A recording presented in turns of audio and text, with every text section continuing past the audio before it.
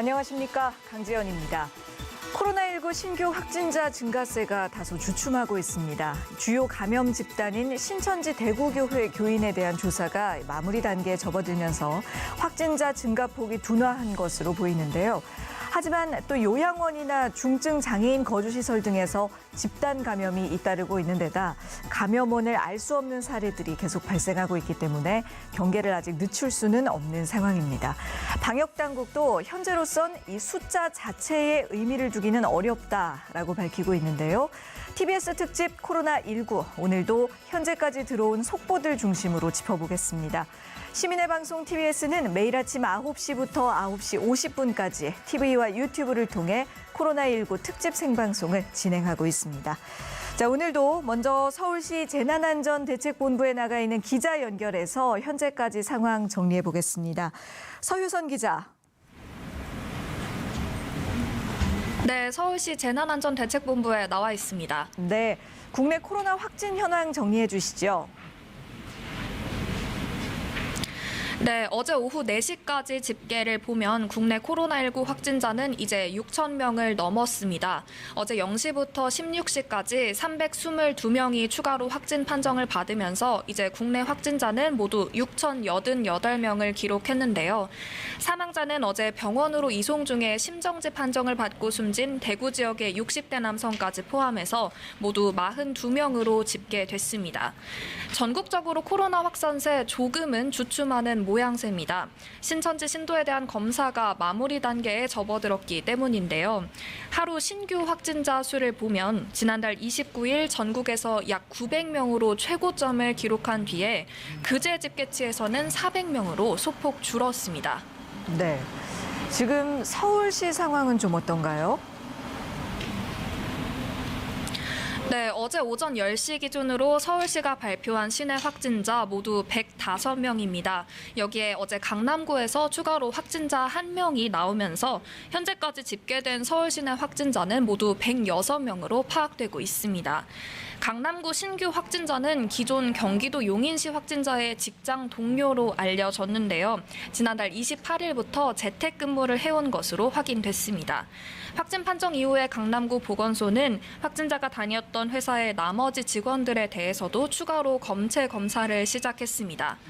지금까지 자치구별 집계 현황 보겠습니다. 확진자 미발생 지역으로 남아있던 강북구와 용산구, 중구 이 세 개구 가운데 결국 강북구와 용산구에서도 확진자가 나오면서 현재로서는 중구 한 곳만 확진자가 없는 상황입니다. 다만 서울 시내 확진자 증가폭 역시 지난달 29일에는 12명이었는데 이달 들어서는 1일에 9명, 2일과 3일에는 각각 6명, 그제와 어제는 각각 7명으로 비교적 줄어들고 있는 추세입니다. 네, 하지만 그렇다고 하더라도 이미 코로나 사태가 한 달 넘게 이어지게 되면서 국민들의 불안감도 커지고 또 이제 우울감까지 느끼는 경우가 많아지고 있잖아요. 네, 그렇죠. 서울대학교 보건대학원 연구팀에서 발표한 조사 결과를 보면요. 코로나 사태 초기인 1월 말부터 2월 초까지 한 번, 또 지난주에 한 번, 이렇게 두 번에 걸쳐서 시민들을 대상으로 설문조사를 했는데 두 조사 모두 국민들이 코로나19 뉴스를 접할 때 떠오르는 감정은 불안이 압도적으로 많았습니다. 또 분노 감정은 1차 조사 때보다 눈에 띄게 늘어난 것으로 집계됐는데요. 코로나19로 인해 일상이 절반 이상 정지된 것 같다는 응답도 무려 10명 중 6명에 달했습니다. 이는 지난달 1차 조사 때랑 비교하면 10%포인트 정도 높아진 수치입니다. 이렇다 보니 서울시는 코로나19 사태가 장기화하면서 발생하는 시민들의 공포와 불안은 줄이고 또 심리 방역을 강화하기 위해서 몇 가지 대책을 내놨습니다. 먼저 서울시 코비드19 심리지원단이 출범했습니다. 이 심리지원단은 시민의 심리 안정과 정신 건강을 지키기 위해서 심리 방역을 위한 마음 백신 7가지를 제안했습니다. 간략하게 살펴보면요. 나를 격려하는 격려 백신, 수칙을 솔선수범해서 실천하는 실천 백신, 코로나에 대해 제대로 아는 지식 백신 등이 있습니다. 서울시는 이 심리 지원단을 통해서 현장에서 지금 총력 대응하고 있는 의료진과 방역 현장 종사자들을 위한 콘텐츠도 선보인다는 계획입니다. 네, 그렇군요. 그런가 하면 또 노동자들을 위한 지원책도 나왔다고요? 네, 그동안 감정 노동자에 한정해서 제공했던 심리 상담이 이제 어제부터는 서울시 내 모든 노동자를 대상으로 한시 확대됩니다. 특히 이번 사태로 직접적인 생계 위협을 받고 계시는 분들 계실 텐데요. 대표적으로 방문 학습지 교사나 돌봄 가사 도우미 또 프리랜서를 비롯한 플랫폼 노동자에 집중한다는 계획입니다. 상담은 서울시 감정 노동 종사자 권리보호센터에 전화해서 상담 시간을 정하면 전문 상담사가 배정돼 전화로 2번 진행합니다. 상담 시간은 평일 오전 10시부터 저녁 6시까지며 모두 무료로 진행됩니다. 전문가들은 상담을 진행하면서 추가로 상담이 필요하다고 판단되는 경우에는 한 사람당 최대 10번까지 참여할 수 있는 치유 프로그램으로 연계한다는 방침입니다. 도움이 필요한 경우 서울시 감정노동종사자 권리보호센터로 문의하시면 됩니다. 지금까지 서울시 재난안전대책본부에서 TBS 서유선입니다. 네, 서유선 기자 수고하셨습니다. 코로나19 확진자 현황과 서울시의 대응책까지 살펴봤는데요. 또 코로나19 관련된 새로운 소식들 취재 기자와 한 걸음 더 짚어보도록 하겠습니다. TBS 보도본부의 공혜림 기자 자리해 주셨습니다. 안녕하세요. 자, 정부의 마스크 수급 안정화 대책이 어제 발표가 됐습니다. 이 부족한 물량의 마스크를 신속하고 공평하게 배분하겠다. 이런 목적이죠.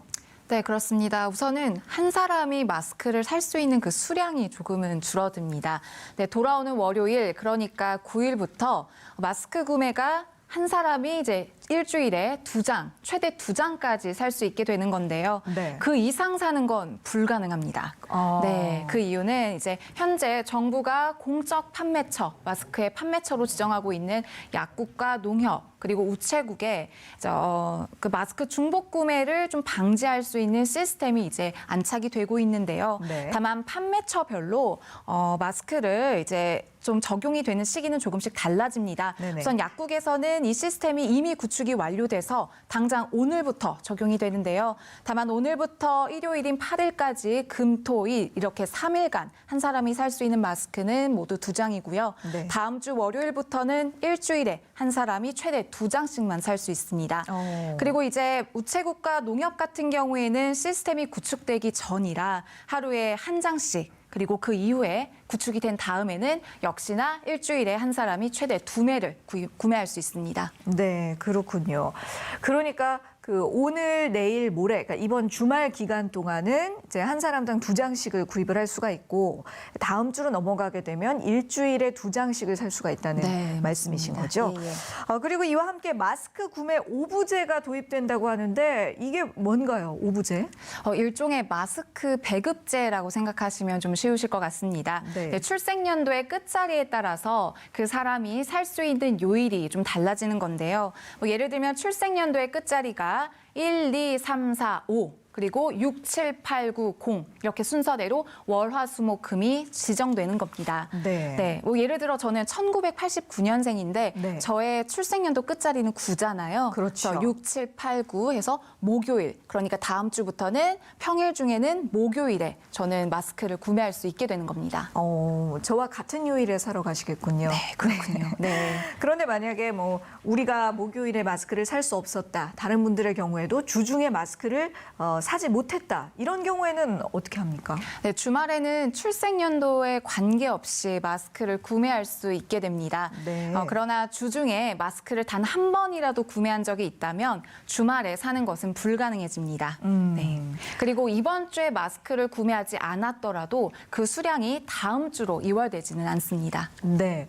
이런 어떤 그 공적 구매 시스템을 잘 구축한다는 것은 굉장히 좋은 일인데 그런데 한 사람이 마스크를 몇 장을 샀는지 또 언제 샀는지 이런 것들을 어떻게 확인한다는 거죠? 그 맨 처음에 말씀드린 것처럼 그 공적 판매처에 설치가 되는 그 중복 구매 방지 시스템 덕분인데요. 예. 우선은 약국에서는 이 시스템이 완비된 상태입니다. 그래서 소비자 입장에서는 기본적으로 본인이 직접 신분증을 들고 약국이나 우체국, 농협을 찾아가면 되는데요. 네. 이때 신분증은 주민등록증, 그리고 운전면허증, 여권 같은 걸로 대체가 가능합니다. 외국인 같은 경우에는 건강보험증과 외국인 등록증을 함께 제시하면 되고요. 네. 이때 대리 구매는 불가능하다는 점 유의하셔야겠습니다. 그래서 부모가 어린 자녀를 대신해서 살 수는 없게 됩니다. 그런데 어린아이들의 경우에는 사실 직접 가서 구매하기가 좀 어려운데 그럼 어떻게 사야 될까요? 아이들의 경우는. 네, 미성년자 같은 경우에는 학생증이나 여권 그리고 주민등록 등본으로 본인이 확인이 가능하면 네. 법정 대리인이 함께 가서 구매가 가능합니다. 네. 이때 법정 대리인도 자신의 신분증과 주민등록 등본을 함께 가져가야 하는데요. 네. 그러니까 만약에 자녀가 2010년생 그리고 부모가 1977년생이라면 이때 법정 대리인의 생년월일의 끝자리가 바로 기준이 되는데요. 네. 그래서 평일에 구매할 수 있는 요일은 자녀의 생년월일 끝자리인 0에 맞춰서 금요일이 되는 게 아니라 네네. 부모의 생년월일 의 끝자리인 7에 맞춰서 화요일이 되는 겁니다. 장애인 같은 경우에는 대리인이 장애인 등록증을 지참하기만 하면 대신 마스크를 구매해 줄 수 있는데요. 예. 다만 이때는 장애인의 생년월일 끝자리가 이제 적용이 되는 겁니다. 그러니까 그 부모가 자녀의 마스크를 사주려고 하면 자녀의 생년월일이 아니라 부모의 생년월일 끝자리를 기준으로 해야 된다. 네, 맞습니다. 예, 장애인의 경우는 장애인 주민등록번호를 기준으로 오부제를 따져봐야 하는 것이군요. 네. 이렇게 해서 마스크를 사게 된다. 예, 알겠습니다. 그럼 마스크 가격은 어떻게 될까요? 이것도 많이들 궁금해하시거든요. 네, 우선 공적 마스크의 그 가격은 한 장당 1,500원으로 일어나듭니다. 네. 우체국, 농협, 그리고 약국 모두 다 같은데요. 그리고 이렇게 마스크 수급 정책이 좀 나오기는 했지만 네. 여전히 이제 긴 줄을 서서 장시간 기다리셔야 될 수도 있겠습니다. 네, 왜냐하면 이제 신분을 확인하는 절차도 추가가 됐기 때문인데요. 네. 그리고 또 수량은 더 일찍 소진될 수도 있습니다. 우체국과 농협은 한 곳당 마스크 100개 정도, 약국은 한 곳당 250개 정도의 마스크가 매일 공급될 계획입니다. 네. 네, 물량 공급 시간은 지역별로 좀 차이가 있기는 하지만 다만 우체국과 농협의 경우 번호표를 교부하는 시간은 아침 9시 반으로 통일될 예정입니다. 그래요. 그러면 이게 상황을 완벽하게 해결했다고 하기에는 앞으로 마스크 물량이 좀 더 늘어나면 좋을 텐데 말이죠. 네, 그렇습니다. 우선 수량은 한 달 이내에 지금의 최대 2배까지 늘리겠다는 게 정부의 계획입니다. 네. 정부는 그 마스크 긴급 수급 조정 조치 개정을 통해서 공적 물량을 현행 50%에서 80%로 늘리겠다고 발표했는데요. 네. 이제 나머지 물량인 20%는 건당 3,000장 이상의 거래 같은 경우에는 신고를 하고 예. 그리고 10,000장 이상의 경우에는 사전 승인을 받도록 해서 관리를 강화하기로 했습니다. 네. 그리고 현행 10% 이내에서 허용해온 수출은 아예 전면 금지됐습니다. 네. 이에 따라 현재 생산되는 1,000만 중 공적 의무 공급 물량은 현재 500만 장에서 800만 장으로 확대됩니다. 네. 이 중에 200만 장은 의료기관, 감염병 특별관리지역, 취약계층, 학교에 보내지고 나머지 600만 장은 일반 국민에게 전국 약국과 우체국, 농협에서 판매가 됩니다. 그래서 정부는 앞으로 한 달 이내에 마스크 생산량을 하루 1,000만 장 안팎에서 1,400만 장 안팎으로 확대하겠다는 계획입니다. 네. 이렇게 되면 약국이나 우체국, 농협에 공급되는 그 공급 물량이 현재 500만 장에서 1,120만 장으로 확대될 전망인데요. 근데 예비비를 투입해서 마스크 생산 장비를 더 갖추게 해 매입 가격을 100원 더 올리고 주말이나 야간에 생산하는 경우에는 실적을 고려해서 매입가를 더 높여서 생산을 독려하겠다는 계획입니다. 네, 그러니까 현재 공급되고 있는 공적 물량을 지금 2배 이상 더 늘려갈 계획이라는 말이잖아요. 네. 그런데 그렇게 해야 되는데 지금 마스크 필터가 부족해서 생산을 멈추는 공장이 속속 나타나고 있습니다. 이 부분에 대한 대책은 없을까요? 네, 우선은 보건용 마스크에는 그 멜트 블론이라는 필터가 반드시 들어가야 하는데요. 국내 마스크 제조업체가 현재 130곳이 넘는데 이 중에 30%에서 40%에서는 중국에서 이제 들여온다고 합니다. 그런데 중국 정부가 지난달 초에 이제 원자재 수출을 전면 금지하면서 좀 수급을 받는 게 어려워졌습니다. 네. 그래서 이제 사정이 이러하다 보니 정부는 일정 돈을 좀 투입해서 공장 설비를 확충하고 필터 수입선도 중국이 아닌 다른 나라들로도 확충을 하겠다고 발표했는데요. 어허. 또 이달 내로 국내에서도 필터를 23톤까지 더 만들 수 있도록 하겠다는 계획입니다. 예. 또 마스크 필터용 부직포의 생산 판매업자 같은 경우에는 현황을 얼만큼 이제 생산하고 얼만큼 판매하는지 그 매일매일의 현황을 정부에 신고를 하고 정부가 필요하면 그 수량을 좀 조정할 수 있도록 또 했습니다. 그리고 네. 수출은 원칙적으로 또 금지가 되고요. 예. 왜냐하면 이러한 조치들이 나온 이유가 중국산 원자재 수출에 길이 막히다 보니 네. 이제 국내에서 중간 판매업자분들이 이제 뭐 제때 이제 판매를 하지 않고 좀 조건부 뭐 마스크를 완성품이 나오게 되면 그걸 우리에게 싼 값에 넘겨라 이런 식으로 좀 조건부로 이제 구매를 하게 되면서 네. 좀 공급이 원활하지 않다는 지적이 나왔기 때문입니다. 네, 그래요. 이렇게 지금 다각도로 여러 가지 대책을 세우고 있는데 마스크 부족난이 조금 해결이 될 수 있을까요? 어떻게 보세요? 해결이 됐으면 좋겠습니다만, 예. 네, 그래도 희망적인 건 생산량이 꾸준히 늘고 있다는 겁니다. 1월 30일 659만 장에서 지난달 12일에는 1,163만 장, 그리고 같은 달 28일에는 1,096만 장으로 크게 늘었고, 그리고 3월 2일 이달에는 1,088만 장을 기록하는 등 코로나19 사태 초기와 비교하면 2배 수준으로 확대됐습니다. 네. 정부는 또 필터 효과가 지속되는 동안에는 재사용이 가능하고 면 마스크도 정전기 필터를 붙이면 사용할 수 있다면서 뭐 특정 기업이나 단체가 마스크를 사재기하지 않도록 좀 독려하고 있습니다. 네. 자, 이렇게 코로나19 사태 이후로 우리 국민들 사이에서 뭐 가장 큰 관심사, 화제가 되고 있는 것이 바로 마스크입니다. 이 가운데 마스크를 써야 하나 말아야 하나 또 이 문제를 두고 사람들 사이에 의견이 많이 갈리거든요. 마스크 수량이 부족해지니까 정부가 이제 와서 쓰지 말라고 한다. 뭐 이런 이야기도 나왔어요. 맞아요. 저도 이제 SNS에서 그런 이야기들을 봤는데요. 네. 대체 마스크를 써야 하는 건지 안 써도 돼야 하는 건지 네. 우선 TBS 보도부터 살펴보시겠습니다. 세계보건기구는 건강한 사람은 특별한 상황이 아니면 마스크를 착용하지 않아도 된다고 안내하고 있습니다. If you have cough, fever, and difficulty breathing, you should wear a mask and seek medical care. WHO는 기침, 발열 등 코로나19 의심 증세가 없는 사람은 감염이 의심되는 사람과 같은 공간에 있을 때를 제외하고는 마스크를 쓸 필요가 없다고 말합니다. 미국 보건당국도 환자와 의료진을 제외하고 일반인은 마스크를 사용하지 말라고 권고하고 있습니다. Those type of masks have never been scientifically proven to prevent people without infection from getting infected. 하지만 중국이나 일본, 한국처럼 감염자가 많고 인구 밀도 높은 곳에서는 세계보건기구의 기준을 적용하긴 어렵다는 지적도 있습니다. 무증상 감염자를 통한 전파 가능성도 고려해야 합니다. 특히 무증상 환자들은 검사를 안 받기 때문에 본인이 걸렸는지 안 걸렸는지도 모르는 상황이고 그런 사람이 바이러스를 뽑는 슈퍼 전파자가 될 수도 있다고 생각을 하면 지금처럼 환자가 많이 늘어나고 있는 상황에서는 저는 환자 보호도 있지만 다른 사람한테 무증상 환자가 옮기지 않기 위한 목적으로라도 사용하는 게 좋을 것 같다고 생각을 합니다. 다만 전문가들은 공통적으로 마스크보다는 손 씻기 등 개인 위생이 더 중요하다고 강조하고 있습니다. 특히 요즘 같은 때는 외출을 자제하고 모임을 연기하는 등의 사회적 거리 두기가 지역사회 감염을 최소화하는 방책이 될 수 있습니다. TBS 손정인입니다.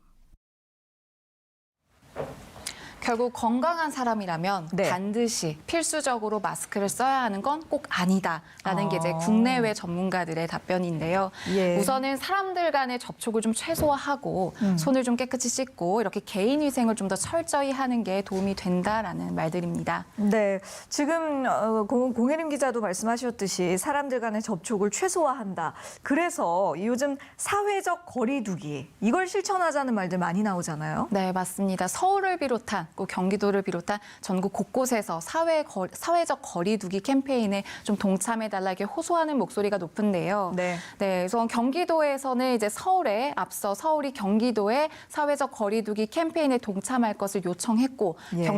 경기도가 이에 화답을 하면서 어제 실천 전략을 여러 가지 발표했습니다. 네. 이는 비단 경기도에 국한된 방법들만은 아닐 텐데요. 좀 살펴보면 개인의 위생을 우선 철저히 하고 외출이나 외부 모임은 자제하라. 택배나 배달 음식을 받을 경우에는 대면이 아닌 비대면 방식으로 할 것을 좀 강조하고 있습니다. 네. 그리고 사업장 같은 경우에는 출장을 자제하고 재택근무를 한시적으로라도 허용하라는 겁니다. 네. 그래서 요즘 많은 분들이 실제로 사회적 거리두기에 적극적으로 동참을 하고 계신 것 같습니다. 그래서 SNS에 보면 또 이 사회적 거리두기를 실천한 사진, 이른바 그 인증샷들이 많이 올라오더라고요. 보셨나요? 네, 저도 우선은 SNS나 인스타그램에 사회적 거리두기라는 이렇게 검색을 해보니까 네. 굉장히 많은 게시물들이 좀 쏟아지더라고요. 네, 어떤 것들이 있어요? 네, 우선은 몇 주째 집에만 있으려니까 너무 심심하다. 맞아요. 그래서 좀 홈트레이닝, 집에서 할 수 있는 실내 운동을 좀 시작해봤다라면서 사진을 찍은 경우도 있었고요. 네. 또 일을 하면서 육아를 하는 그런 현장을 담은 영상도 있었습니다. 또 네. 요즘 젊은 층에서는 가장 인기 있는 게 바로 달고나 커피 만들기라는 건데요. 달고나 커피요? 네, 혹시 못 보셨나요? 네, 맛이 상상이 돼서요. 네, 굉장히 달콤하고 그럴 것 같죠. 예. 네, 우선 재료는 커피가루와 설탕, 물만 있으면 되는데 무려 400번을 저어서 만들어야 된다고 하더라고요. 그래서 누리꾼들은 이게 집에만 있다 보니까 좀 심심해서 이런 것들 좀 시작하게 됐다라는 반응입니다. 네, 또 아이들과 집에서 놀아주기 위한 방법으로 엄마들이 모여 있는 커뮤니티에서 여러 가지 방법들이 활발하게 올라오기도 하는데요. 색종이나 휴지심을 이용해서 망원경을 만들기도 하고 활동성을 살려서 거실 벽면에 실을 가로질러 붙여서 만드는 스파이더맨 놀이도 있습니다. 왜 이런 상황들이 안 힘들고 안 지치겠습니까? 그럼요. 하지만 더 이상의 피해자가 더 나오지 않고 감염이 확산되지 않기를 바라는 마음들이 모여서 만드는 이런 현상이니까요. 조금 더 서로를 좀 격려하고 힘내셨으면 좋겠습니다. 네, 좋은 말씀 감사합니다. 지금까지 TBS 보도본부 공예림 기자와 함께했습니다. 수고하셨습니다. 지금 여러분께서는 TBS 코로나19 특집 생방송을 시청하고 계십니다.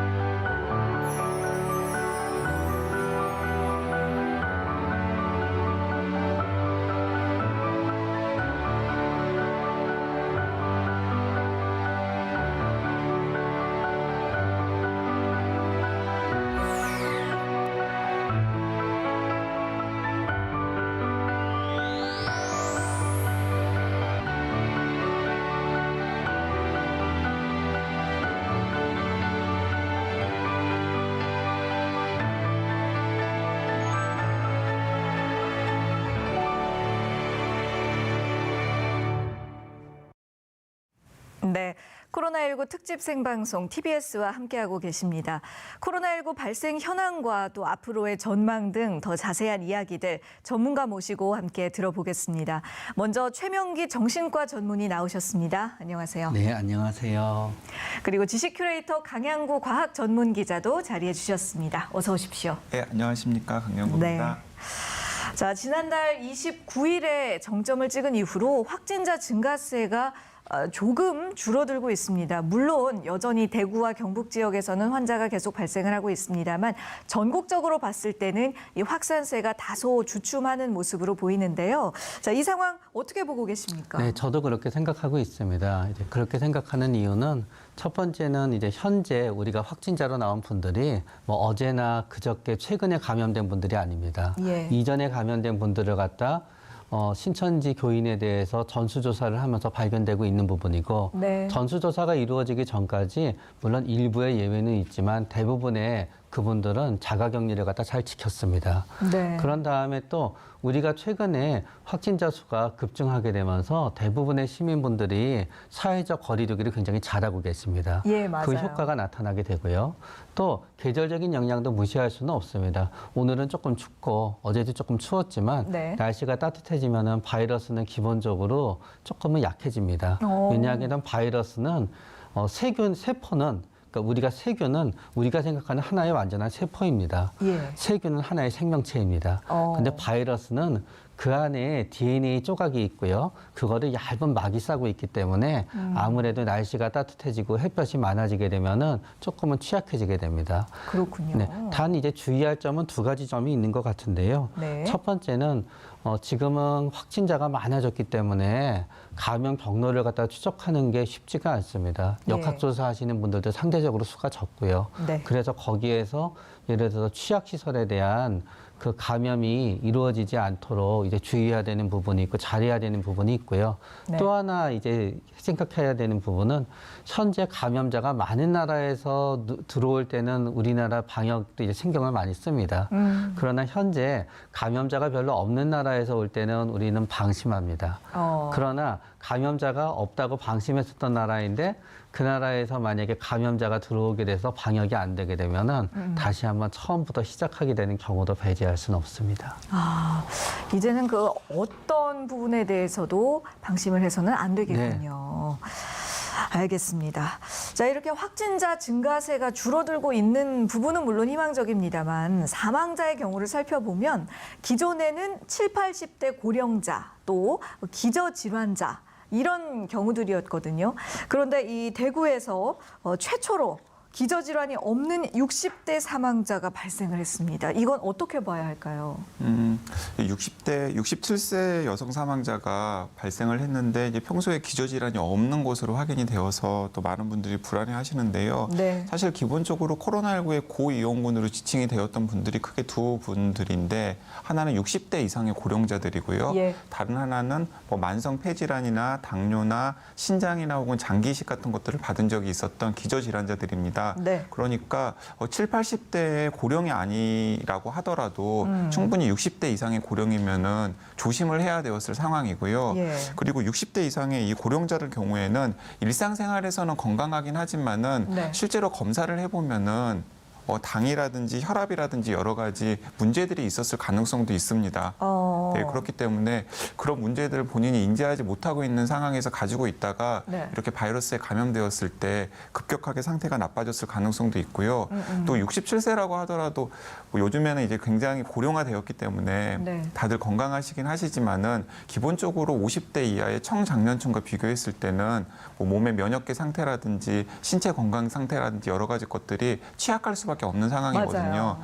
예, 그렇기 때문에 지금까지 사망자들이 7, 80대 고령자 그리고 이제 특정 병원에 장기간 입원했던 분들, 기저질환을 가지고 있는 분들에게 집중적으로 발생하긴 했습니다만은 기본적으로 60대 이상의 고령자들이라면 그리고 또 그런 어르신들과 같이 집에 계시는 분이라면 이제 이 국면에서는 조금 조심을 시키는 게 낫다고 생각합니다. 네. 지금 강 기자 말씀을 듣다 보니까 기저질환 있는 분들이 조심해라라고 하는 말이 꼭 폐에 관련된 질환이 아니라도 뭐 당뇨병이라든가 고혈압 환자들이라든가 이런 분들도 특히 조심해야 한다는 이야기가 되는데요. 이런 병들과는 어떤 연관성이 있는 건가요? 네, 그건 이제 바이러스는 세균이랑은 다릅니다. 예. 세균은 우리 몸에 들어오면은 우리 몸의 영양분을 이용해서 이제 증식을 하려고 하고요. 바이러스는 우리 몸에 들어오면은 우리 몸을 공장처럼 이용합니다. 네. 그러니까 바이러스는 아까 말씀드렸듯이 DNA밖에 없잖아요. 네. 그건 바이러스가 우리 몸의 세포에 들어오잖아요. 우리 몸의 세포에 있는 여러 기관들을 이용해서 DNA를 만들어서 증식시키는 겁니다. 네네. 그런데 이제 문제는 뭔가 하게 되면은 증식이 끝난 다음에 바이러스가 우리 몸의 세포에서 팍 터져나갈 때 그 세포에 손상을 입게 되는 거지요. 그렇기 때문에 일단은 초기 단계에 있어서 당뇨병이 있는 경우에는 면역력이 기본적으로는 조금 약하기 때문에 예. 바이러스를 갖다 초기 진압하는 부분에 있어서 약간 취약하게 됩니다. 또 두 가지 부분, 두 번째 부분은 뭔가 하게 되면은 당뇨병이나 고혈압이 있는 경우에는 혈관이 이미 약간 손상되어 있을 가능성이 있습니다. 네. 눈에 보이지 않지만. 그러나 폐는 어떤 것이냐 하게 되면요. 폐는 간단히 말하면은 혈관 덩어리입니다. 네네. 결국은 우리 몸에 피를 갖다 폐는 우리 몸의 피가 전부 다 폐를 한번 거쳐야 되고요. 그 폐에서는 산소를 갖다 우리 몸에 있는 피에 섞어주는 겁니다. 그 산소 공급기가 폐입니다. 네. 그런데 혈관에 기본적으로 이상이 있다고 생각하게 되게 되면은 바이러스는 우리 폐에 있는 혈관 세포를 갖다 전부 파괴하게 되고요. 예. 그게 남들보다 당뇨병이나 고혈압이 있는 분들은 기존에 손상이 있기 때문에 더 빨리 더 많이 파괴되게 되는 거고요. 그러면서 폐에 손상이 가게 되는 거고 또 다르게 말하면 또 바이러스가 배출이 돼야 되는데 배출이 되지 못하니까 그 바이러스는 혈관이 제대로 통하지 않으니 외부로 배출이 안 되니까 폐에 계속 누적되겠지요. 예. 그러다가 보니까 사망에 이르게 되는 그런 끔찍한 일도 발생하게 되는 겁니다. 아, 그렇겠군요. 어쨌든 이렇게 환자 수가 점점 많아지다 보니까 병상 문제도 계속해서 나오고 있는 얘기인데 일단 정부에서는 대구 지역의 경우는 이번 주말까지 입원 대기를 없애는 것이 목표다라고 이야기를 하고 있거든요. 가능할까요? 네, 사실은 현재로서는 약간 이제 반반인 것 같습니다. 왜냐하면 지난 3월 2일부터 중증 환자와 경증 환자를 분류한 다음에 80% 정도에 해당하는 경증 환자들을 생활치료센터라고 하는 시설 격리를 하기로 했잖아요. 네. 그래서 원래는 이번 주까지 최소한 2,000명에서 3,000명 정도를 수용할 수 있는 생활치료센터가 확보가 되었어야 하는 상황이었습니다. 네. 근데 아직 2,000명을 지금 수용하기에도 생활치료센터가 모자란 상황이고요. 네. 그래서 일단 정부는 이번 주 말까지 그리고 늦어도 다음 주 초까지는 2,000명 정도를 수용할 수 있는 생활치료센터를 대구 경북 지역에 확보하고 네. 다음 주까지 3,000명 이상을 확보할 수 있는 생활치료센터를 확보하는 것을 목표로 하고 있습니다. 그렇기 때문에 지금 입원 대기 중인 환자가 거의 3,000명 가까이 되거든요. 네네. 그래서 3,000명 이상을 수용할 수 있는 생활치료센터가 확보가 되어야 문제가 해결되는 상황이라서 이번 주까지는 조금 힘들 것 같고 다음 주 정도의 생활치료센터가 어느 정도로 확보되느냐에 따라서 지금 입원 대기 환자들을 이제 수용할 수 있을지 없을지가 판가름이 날 것 같습니다. 네. 그렇습니다. 지금 이 코로나19 사태로 우리 국민들 모두가 힘든 시간을 보내고 계실 것이지만 그리고 또 무엇보다도 대구와 경북 지역의 상황이 많이 어렵다는 부분 다들 알고 계실 텐데요. 특히 대구 지역의 의료인들은 보름 전부터 시작된 환자 급증세 때문에 코로나19와 또 최전선에서 사투를 벌이고 있습니다.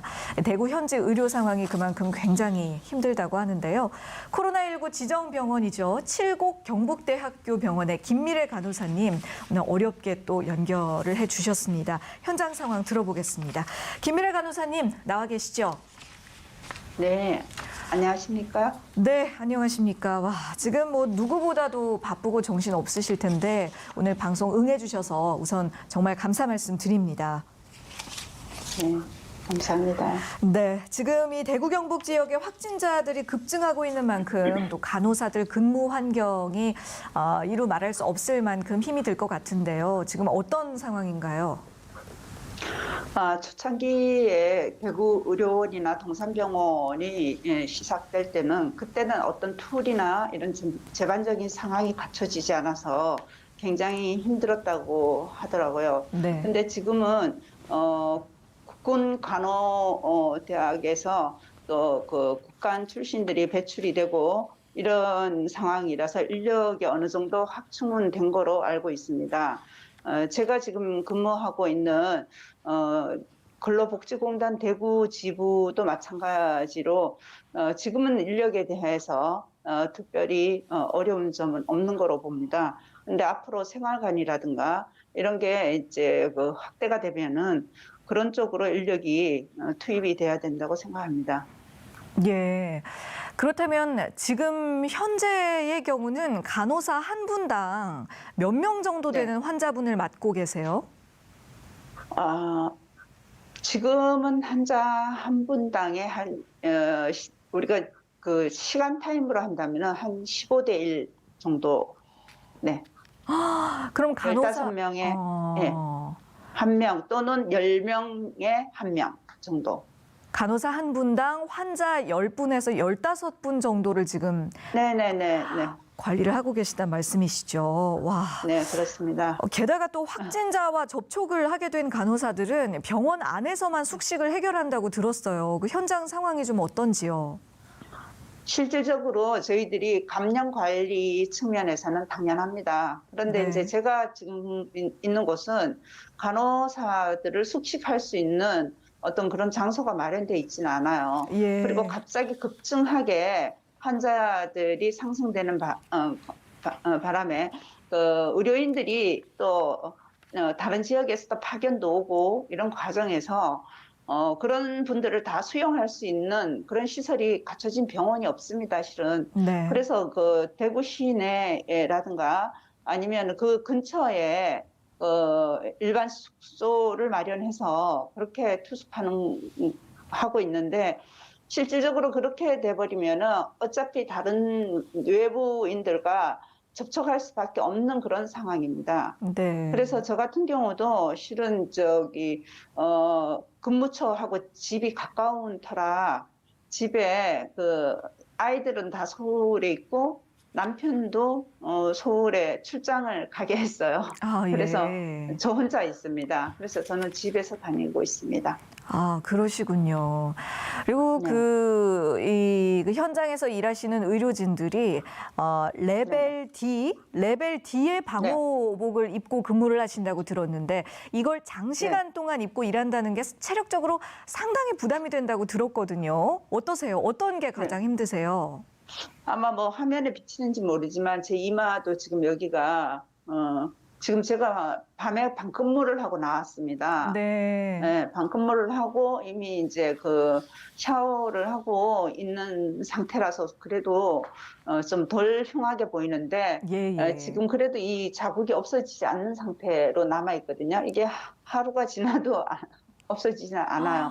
그럴 만큼 우리가 지금 제가 쓰고 있는 마스크 이외에 N95 마스크라는 거를 완전 밀착을 시키고 그다음에 그 보안경을 또 이렇게 쓰게 되거든요. 그러니까 보안경도 뜨면 안 돼요. 굉장히 밀착시키는 상태로 유지를 해야 되고 일체형 그 방호복을 입습니다. 네. 일체형 방호복을 입고 장갑을 2겹을 껴요. 네.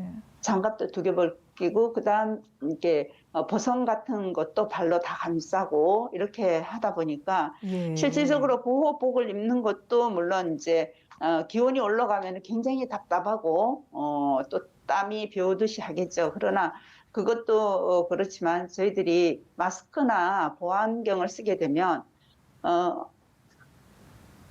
앞면에 오는 압박감과 그리고 본인이 호흡을 하게 되면 그 호흡하는 과정에서 CO2, 이산화탄소가 배출이 됩니다. 그러다 보면 그 이산화탄소로 인해서 더 숨이 가빠지고 졸음이 또 쏟아지는 경우가 있고 그다음에 머리가 두통이 유발되는 경우가 있습니다. 어제도 방근무를 하다가 옆에 있는 동료 간호사가 빨리 인수인계하고 혼자서 죄송하지만 먼저 가겠습니다 하고 먼저 뛰어나갔어요. 그래서 이제 탈의하는 과정에서도 굉장히 힘들어하는데 물어봤더니 속이 메스껍고 올라올 것 같대요.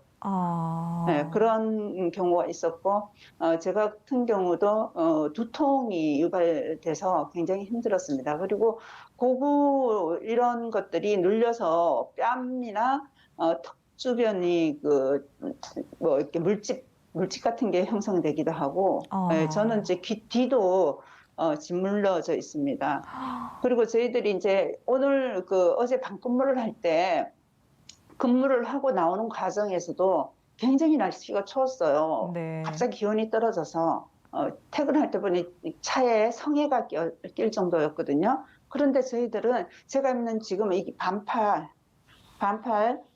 이 반팔은 제가 안에는 지금 샤워를 하고 추워서 티를 하나 입었지만 반팔과 안에 속옷만 입은 상태에서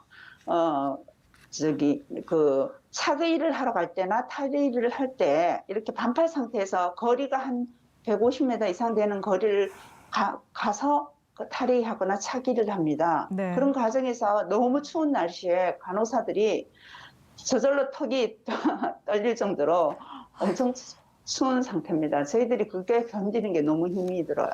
아, 정말 너무너무 고생이 많으십니다. 그런데 혹시 지금 저희와 인터뷰하고 계시는 그 공간은 지금 어디세요? 지금요, 옷을 갈아입고, 탈의를 이제 한 상태입니다. 아, 예. 탈의, 그러시군요. 지금 병원 안에 어떤 그 공간에서 지금 네네. 탈의를 하신 상태에서 인터뷰를 하고 계신 거죠? 죄송합니다. 예. 네. 전화가 와서, 네. 네네. 아, 정말 여러모로 어떻게 말로 표현할 수 없을 만큼 고생이 많으신 것 같은데요. 그런 와중에 또 방호복 같은 장비도 부족하고 더욱더 힘든 일들이 많아지고 있으실 텐데요. 현장에서 간호사분들은 이런 큰 어려움을 어떻게 이겨내고 계신 건가요? 아무래도 이제 간호사들이 본인들이 각자가 자기 체력에 대해서 안배를 해야 되겠지만, 네. 그래도 이제 많은 국민들이 저희들한테 후원을 해준 게 많아서 이제 각종 먹거리들이랑, 그리고 제가 근무하는 곳에 그 원장님께서 아는 지인을 통해서 또 홍삼 같은 이런 음식도 네, 저희들한테 제공을 해주시고 있습니다. 네. 그래서 간호사들은 본인이 힘들다라는 생각보다도 빨리 이제 이 사태가 종식이 됐으면 하는 그런 마음으로 임하고 있어서 본인들이 컨트롤 잘하고 있습니다. 네, 정말 많은 분들이 이 최전선에서 사투하고 계신 의료진 분들께 정말 감사하는 마음 갖고 있습니다. 자, 마지막으로 당부하고 싶은 말씀 혹시 있으세요? 현장의 모든 간호사들이 정말 최선을 다하고 있습니다. 모두 힘든 상황이지만 국민 여러분들이 많이 지지를 해주고 또 덕분에 저희들이 그 힘을 얻어서 더 열심히 하려고 하고 있습니다. 저희 간호사들은 고귀한 생명을 이제 띈 그런 백의의 천사들입니다. 네. 어떤 데는 상대적 박탈감을 느낄 때도 많았고요. 그렇지만 이제 국가적인 이 중대한 이제 사태에 이런 위기에 함께 동참을 해줘서 후배 여러분들이 너무나 감사합니다. 그리고 언젠가는 마구 쏟아지는 소낙비도 그칠 때가 있겠죠, 그죠? 그래서 그럼요. 이것이 빨리 종식이 되는 날 우리 다 함께 봄날에 벚꽃 구경하러 갔으면 좋겠습니다. 네. 지금까지 대구 상황 좀 생생하게 들어봤는데요. 의료진이라고 해서 누가 두렵지 않고 누가 힘들지 않겠습니까? 정말 너무너무 고생 많으시고요. 정말 감사드립니다. 오늘 바쁘실 텐데 소식 전해주신 김미래 간호사님 다시 한번 감사 말씀드립니다. 고맙습니다. 네, 감사합니다. 수고하십시오. 네. 자, 시민의 방송 TBS는 매일 아침 9시부터 9시 50분까지 TV와 유튜브를 통해 코로나19 특집 생방송 진행하고 있습니다. 계속해서 전문가분들과 함께 얘기 이어가 보도록 하겠습니다. 자, 현재까지 코로나19 확진자가 6천 명을 넘었고요. 또 사망자도 40명 넘게 발생했습니다. 이와 함께 국민들의 심리 상태도 굉장히 위험한 수준이다라는 여론조사가 나왔는데 이런 국가적 재난 상황에서는 보통 어떤 마음이 들게 되나요? 가장 먼저 들 때만 불안인데요. 예. 일단은 감염에 대한 불안도 있지만 이게 언제까지 지속이 될까 하는 불확실성에 대한 불안도 있고요. 네. 또 많은 분들이 생계에 대한 불안도 있게 됩니다. 그 불안이 지속되다가 보면 우리는 이제 분노의 감정이 있게 되는데요. 분노의 감정은 결국은 이로 인해서 내가 하고 싶은 것들을 갖다 못하게 되는 게 너무 많아지다가 보니까 그게 우리한테 분노를 일으키는 부분도 있고요.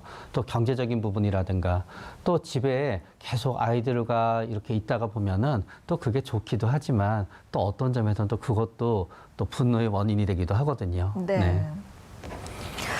그런데 이 병 자체에 대한 또 공포심 이것도 문제지만 그거 못지않게 코로나19로 인해서 내가 사회적으로 고립이 될 수도 있다. 이런 두려움도 심리적으로 크게 작용할 것 같아요. 특히나 이 자가격리 기간이 2주 정도가 되는데 이 2주일 동안이 또 길다면 긴 시간이고 힘든 과정이 될 수 있단 말이죠. 어떻게 잘 이겨낼 수 있을까요?